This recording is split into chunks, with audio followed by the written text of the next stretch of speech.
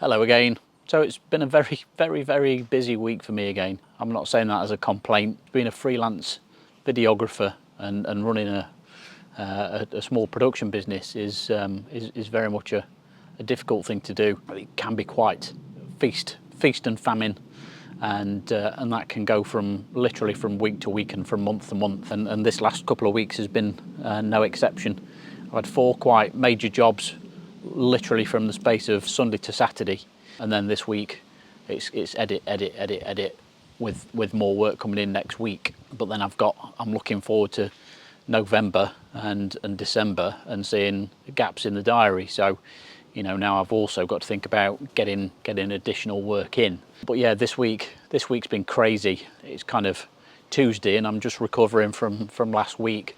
So from Sunday to Sunday, this last week, started last Sunday with a shoot for a chap who is doing one of these online raffles to give away a car, and he wanted some basically video footage of the car, but then he also wanted to use one of my contacts, Matt, aka Ken Funworth. You may have seen some of his videos on my feed, basically a comedian. So the car raffle chap wanted to use Ken as a host. Oh, you bastard. Oh, you sod. Look at this car. Leatherette settee and 2 chairs in the front. And tinted windows. Perfect for dogging.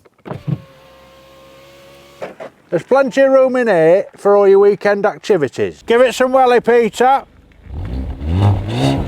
Oh, you bastard. Under the bonnet you got some horses. This bastard's fitted out with a 2.5 litre V12 serpentine engine. And guess what? This fucker's turbocharged. So it was an interesting project, and luckily he's decided he wants to edit that video, so I don't have to do anything with it, which is really good. So I just gave him the footage, job done. 4 or 5 hours Sunday, great shoot. Monday, bit of a chill out day, because Tuesday I then got another freelance job. This was actually again for another media company who wasn't available on that date for whatever reason, and she'd asked me if I could cover it for her. And it was basically a new office opening in Nottingham, and they'd got all the bigwigs coming over from America, so they wanted quite a few interviews with these bigwigs. They wanted a bit of drone footage outside the building, which was great. I always love flying drones around Nottingham, fully licensed and fully legitimate and able to do that. And then lots of just footage of the office and the newness of the office and the staff and all that kind of stuff. So that was Tuesday, and again, luckily no edit for me on that one. Hand the footage over to the client,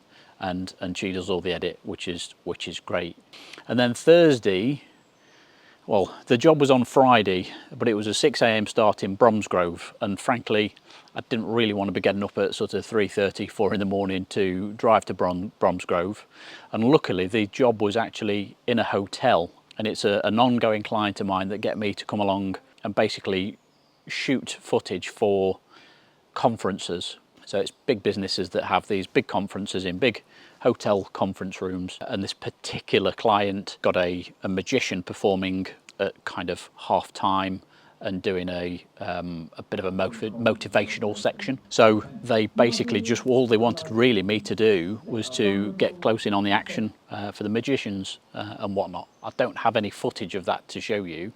That entire thing, for me, I just turn up and the equipment is provided, and then I don't do anything with the footage. It just goes out onto the screens live, and then I think they do some sort of edit with it afterwards. So that's brilliant. So luckily, being in the hotel, I was actually able to get a drive down on Thursday evening, stay in the hotel, get up at 6 for the rehearsal and sound check and whatnot, shoot what I needed to do.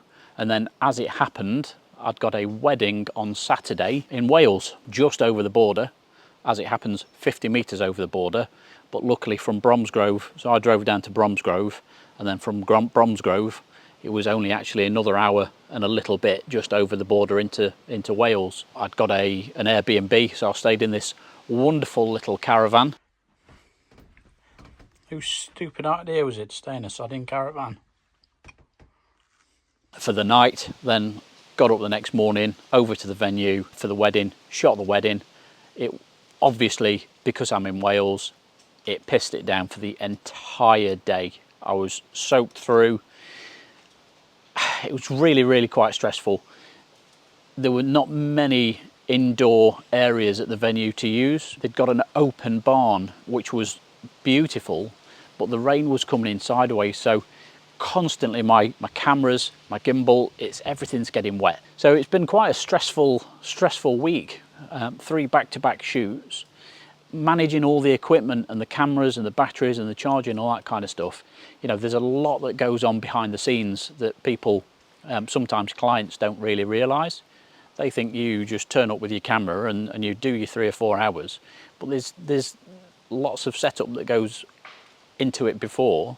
And now, you know, in terms of the wedding, I've got an entire probably 2 weeks of editing to deliver the wedding footage. But I wouldn't have it any other way. It's very much often you know, seat of the pants kind of shit. But it was fantastic. I really enjoy it, and it certainly beats working in an office or a factory or any of those kind of things that I've done in my past. I'll probably do this again in another week or so, because I really want to go into a little bit more depth on some of the jobs that I've done this week with a little bit more behind the scenes kind of footage. So yeah, keep watching, and I'll talk to you again soon.